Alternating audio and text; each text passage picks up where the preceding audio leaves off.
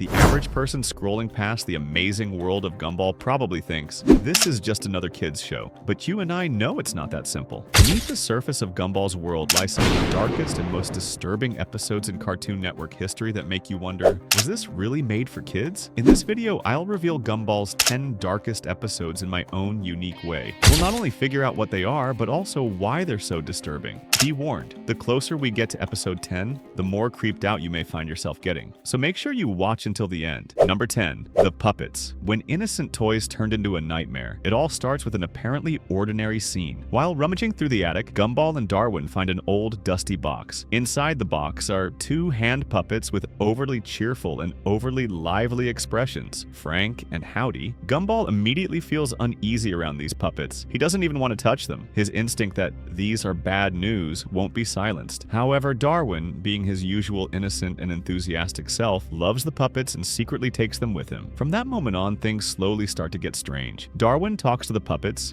gives them names and writes characters for them until he convinces himself that he will never take them off. He does all this entirely with his imagination. He gets himself hyped up. When they go to school, Darwin's hands are no longer just his hands. The puppets react as if they have a will of their own. When Gumball teases them at the table, the expression in their eyes changes. They narrow their eyes in such a way that you feel they are not just an accessory in Darwin's hands, but a being he is connected to. The real problem is that Darwin's character is slowly changing. He is saying things to Gumball that he would normally never say, and he seems troubled from within while doing so. It's as if he has become a child who has lost control to puppets. He even bathes with the puppets at night, sleeps with them, and talks to them. This takes the classic childhood horror cliche of what if toys came to life and brings it into the world of the Amazing World of Gumball in the most disturbing way possible. One of the scariest moments comes when Gumball throws the puppets in the bin. Just when we think, okay, problem solved, we see the puppets crawl out of the bin and return to the house on their own. They now speak with their own voices, not Darwin's. Maybe there's something I haven't digested properly.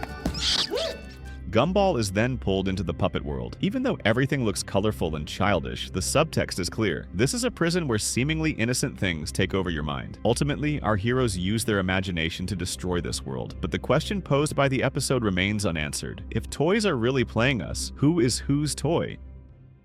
Number 9. The next one is the downer. Gumball wakes up one morning and hates everything. His family, school, other people, and his life. It's the classic I woke up feeling down moment, but Gumball takes it a step further. I wish everyone would just disappear. I wish I could be alone. And the universe takes him seriously. Suddenly, everyone around him disappears. No mom, no dad, no Darwin, no school, no city. All that's left is Gumball and Elmore's decaying body. At first, it's understandable that he rejoices in his freedom. He runs through the streets as he pleases, eats whatever he wants, and ransacks the place. But this freedom is short-lived. After a while, the silence of the city becomes oppressive. The background music muffled, and the screen turns a gray color. It makes us realize that loneliness is not freedom, it's torture. When Gumball looks around, he notices that everything has changed. Places that evoke happy memories have been renamed Misery Burger, familiar brands have been ruined, signs are rotten, and Elmore has turned into a ghost town. Even worse, his own face sometimes turns into a distorted silhouette that covers the screen. Gumball has become a visual reflection of his own dark thoughts. His wish has become his nightmare. This episode illustrates the dangers of fantasizing about being alone in the real world. Even if it turns out that it was all a dream or sleepwalking, the atmosphere is so heavy that even when the episode ends, one question remains. If everyone had really disappeared, would you be free or the last person on the verge of going mad?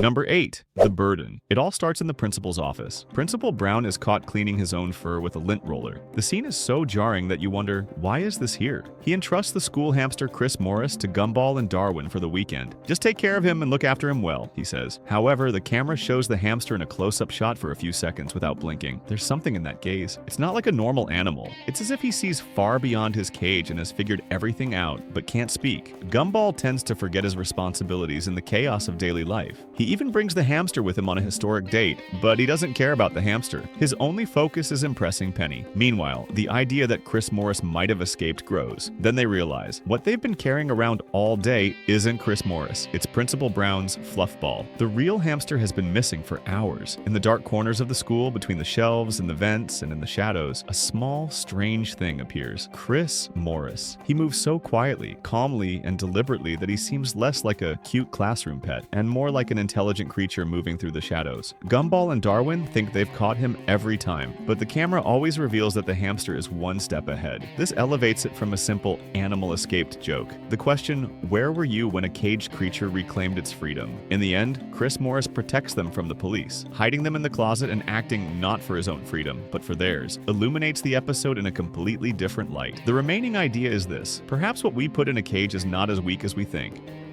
Number 7. Limit. The Watson family is on a typical family shopping trip at the supermarket. Nicole gives the kids one rule: none of you are getting candy today. For Gumball and Darwin, this is practically a declaration of war. They devise a plan of attack, manipulation, begging, distraction, but every attempt ends in failure. As the kids push the limit, the expressions on Nicole's face begin to change. First, she looks tired, then angry, and finally, inhuman. The animation becomes increasingly exaggerated. Nicole's movements become unnatural. Her muscles bulge, her eyes grow larger, and her features become harsher. This episode is a caricature of parental anger. However, it is taken to such extremes that a scene that would normally be funny becomes disturbing. Not even a security guard trying to stop her with a stun gun works. Nicole has reached her breaking point, both physically and emotionally. One of the most jarring moments occurs when she looks at her reflection and realizes what she has become. In that moment, she realizes that she is not just an angry mother chasing her children, but a monster who frightens the people she loves. She is a stranger to herself. Ultimately, the family comes together, but the episode's message is clear. Even those bound to you by love can frighten you when they cross the line. Sometimes the most terrifying face is your own.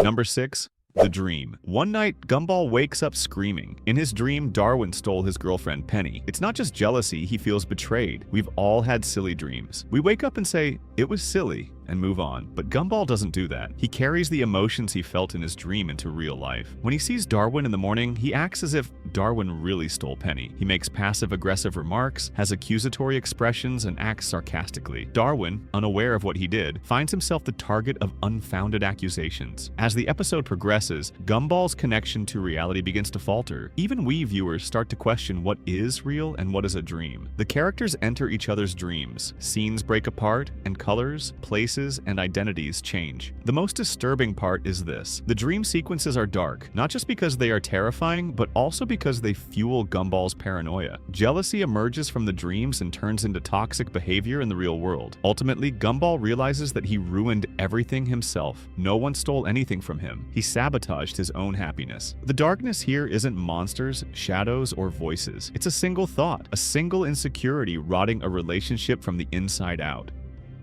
Number 5. The Scam. The school is holding a Halloween-themed event. While everyone else tells simple, scary stories, Gumball decides to do something really scary. He tells the class a story about a demon named Gargoth. If you call his name too many times, he returns and curses everyone. But there's a plan behind it. Carrie is working with Gumball and Darwin. Carrie uses her powers as a ghost to make things happen. She moves objects, plays with the lights, and slides chairs. Meanwhile, Gumball and Darwin play the role of spirit hunters, collecting candy in exchange for suppressing people's fear. Thus, a large-scale school-wide deception and sweet scam is underway. For a while, everything goes smoothly. The fear is controlled, fun, and profitable. But then things start to spiral out of control. Gargoth's presence grows to a level that even Carrie can't control. The shadows grow darker, the sounds deeper, and the figure becomes more threatening. What started as a joke feels like it summoned a real entity. Ultimately, Carrie is willing to sacrifice herself to save everyone. It is a heavy moment compared to the overall tone of the series. This moment conveys the message: even if you're a ghost, you must take responsibility. When the episode ends, this is what remains in your mind. When you play with an unreal fear, you can lose control and begin to experience real fear.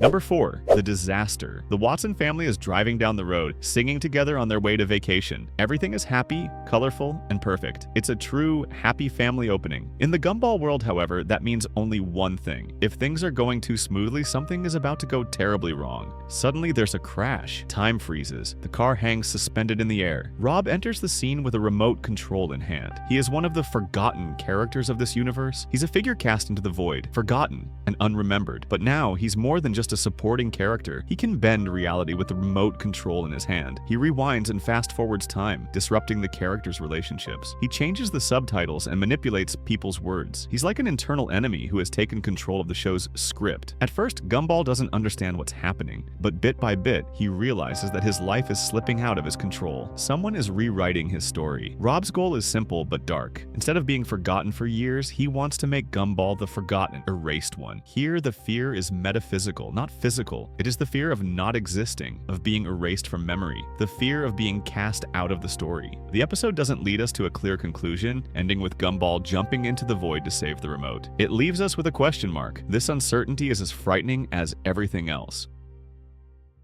Number 3. The Rerun. The disaster from the previous episode is happening again. Same car, same song, same happiness. Gumball remembers everything. This time, however, it's not just Gumball who is aware of the loop, Rob is too. And Rob is angry. He hates reliving the same pain over and over again. As the time loop progresses, Rob uses the remote's power to turn Nicole and Richard into babies. This means the children never existed. Inez, Darwin, and Gumball cease to exist. Inez suddenly falls out of the system. Darwin slowly reverts to his true form as a simple fish. Everything that Gumball loves is dissolving before his eyes. It is pure psychological devastation. While Gumball fights with Rob, the two characters actually want the same thing: to leave this foggy, broken, and repeatedly played out life behind. The darkest part of the episode is this: while trying to fix everything, Gumball is actually restarting the cycle. It's as if this universe has an inescapable structural flaw. Number 2. The Signal. While Gumball and Darwin are hanging out at the mall, suddenly Gumball's voice starts to break up. The words come out garbled and the image glitches. At first, Darwin thinks it's a joke, but Gumball's expression says, "I don't know what's going on either." When they get home, things don't just get weird. The system crashes completely. Scenes play out in the wrong order, and characters speak with different voices. Locations change out of nowhere. There are commercial-like interruptions in the middle of the story. At some point, what Gumball is experiencing ceases to be just a character issue. The universe itself begins to malfunction. The heaviest blow is this: Gumball and Darwin realize that they are actually cartoon characters. They understand that their lives are merely entertainment content on a screen. This realization, even if brief, hurls the question, "Am I real?" directly into the viewer's mind. Number 1. The Joy. Yes, we've finally reached the scariest episode. If you're still watching, then you're probably curious about the finale. Support me by subscribing. Gumball's darkest, most terrifying, and most disturbing episode, The Joy. The episode starts off with a different tone. Right from the opening. On the screen, in a font unusual for the series, it says, Monday, 7:53 a.m. From the very first second, it warns us that this is not going to be a normal episode. Gumball and Darwin crawl into the kitchen. The weight of Monday morning is evident on their faces. Richard opens his arms to hug them and gives them what he calls a wonder hug, supposedly filled with happiness. Then, a rainbow-shaped explosion rises above the house. However, this colorful explosion feels less like a cute effect and more like the first wave of a contagious virus. When they arrive at school, they are unrecognizable. They're overly happy, overly energetic, and overly positive. The smile on their faces and the sparkle in their eyes. It feels more like a corrupted mind than happiness. Miss Simeon comes across this scene while monitoring the school cameras. To her, Monday is a day when students are unhappy. They lack energy and appear sullen. Gumball and Darwin's strange happiness, in her view, is an anomaly, a disease. She tries to isolate them, but it's too late. Hugs and touches spread a kind of joy virus. The school slowly transforms into a crowd of zombies who are constantly laughing. Cameras show students running through the hallways. Their eyes are wide and they laugh with fake joy. The colors are bright, but an underlying gray tone permeates the scene. This contrast makes the episode incredibly unsettling. Miss Simeon realizes that playing Beethoven temporarily calms the infected students. Classical music seems to be the only thing that can suppress this excessive artificial happiness, but this effort doesn't last long. In the final scenes, Miss Simeon is cornered. Gumball and Darwin approach her, laughing maniacally. She turns to the camera and reports what's happening. Her voice trembles as she says, "Everything ended happily, and the episode ends." Here are the 10 darkest episodes of Gumball. On the surface, it's a colorful, funny, and absurd cartoon series, but deep down it explores themes such as existence, loneliness, identity, control, and decay. If you enjoy this kind of analysis, you're probably wondering, which other episodes are like this? Let me tell you, there are plenty more to discuss. If you want to dive deeper into this adventure, don't forget to show your support by tapping the screen before closing the video. See you in the next video.